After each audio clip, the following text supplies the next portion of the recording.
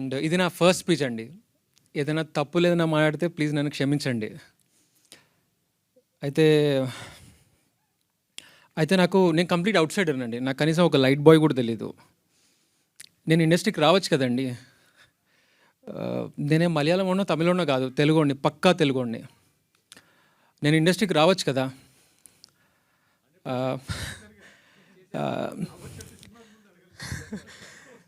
అయితే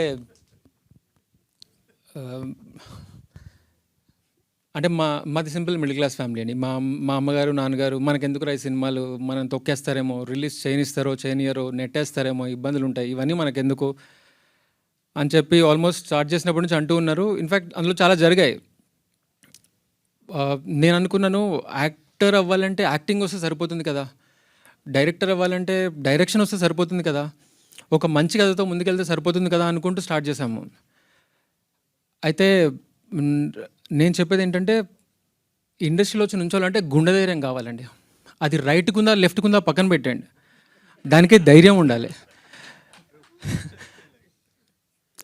అది సో అంటే ఈ స్పీచ్ పెద్దవాళ్ళు చూస్తారో ఎవరు చూస్తారో నాకు తెలియదు, కానీ ఇండస్ట్రీకి కొత్తగా వస్తున్న వాళ్ళు ఎవరైనా చూసినా, లేదా ఇప్పుడిప్పుడే ఇండస్ట్రీకి వచ్చిన వాళ్ళు చూస్తే మాత్రం మేబీ నా వల్ల వాళ్ళకు కొంచెం ధైర్యం పెరుగుతుందని ఇలా చెప్తున్నాను.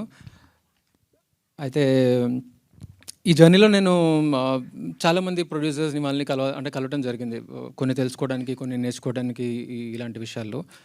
స్టార్టింగ్లో మాట్లాడుతున్నప్పుడు అరే పాయింట్ చాలా కొత్తగా ఉంది కదా, ఈ లేయర్ బాగా టచ్ చేశారు కదా, ఇది సరిగ్గా హ్యాండిల్ చేస్తారో లేదో అని చెప్పేసి కొంచెం భయపడ్డారు. సరే ఓకే, ఆబ్వియస్గా ఉంటుంది కొత్త డైరెక్టర్ ఎలా చేస్తారో ఏంటో అనేసి. తీరా అంతా కంప్లీట్ చేసుకొని మొత్తం అంతా చేసుకొని ఒకసారి కలుద్దాం అన్నప్పుడు, అరే ఇదే సినిమా నానిగారు ఇంకెవరో పెద్ద హీరోతో చేస్తే బాగుంటుంది కదా, నీకు 50-100 కోట్లు అలా అయిపోతుంది కదా అంటే, అరే అంత ఈజీయా డేట్లు దొరకటం, నా అలాంటి వాళ్ళు వెళ్ళి సినిమా తీయడం అంత ఈజీయా? సరే, ఈ మొన్న ఒక ప్రొడ్యూసర్ అయితే మాడుతూ భయ్యా నువ్వు మలయాళం ఓడివో తమిళోడివో అయితే కొత్తోడు అయినా పర్లేదు, బజ్ బాగా క్రియేట్ అవుతుంది అన్నారు. అరే ఇంకా బ్యాక్గ్రౌండ్ లేదని సపోర్ట్ చేయకుండా, కొత్తవాడని రిజెక్ట్ చేసి, మలయాళమోడో తమిళోడో అని చెప్పి కూడా కొత్తగా రిజెక్ట్ చేస్తుంటే ఇంకా ఎలా? ఏదో నేనింతే సినిమాలో తమిళ్ డైరెక్టర్ అయితే ఆపర్చునిటీ దొరికేసి అన్నట్టు ఇప్పుడు ఇలాంటివి కొత్త వినాల్సి వస్తుంది. సరే ఇవన్నీ పక్కన పెడితే కూడా అండి, నేను బాగా నమ్మేది ఏంటంటే అండి, ఆడియన్స్ పిక్చర్ క్లియర్గా ఉన్నారు.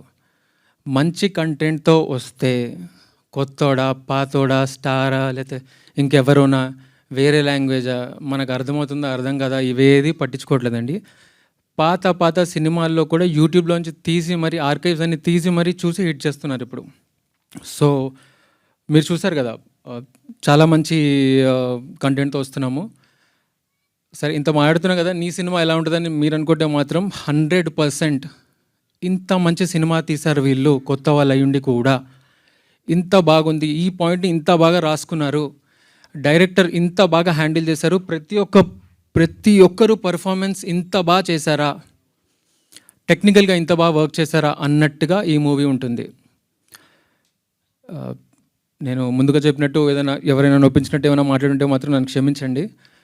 అయితే ఇలాంటి మంచి కాన్సెప్ట్స్తో మేము వస్తూనే ఉంటాము. నా పేరు కీకు యనమల, నేను ఇవాళ నుంచి కనిపిస్తూనే ఉంటాను. అందరికీ థ్యాంక్ యూ అండి.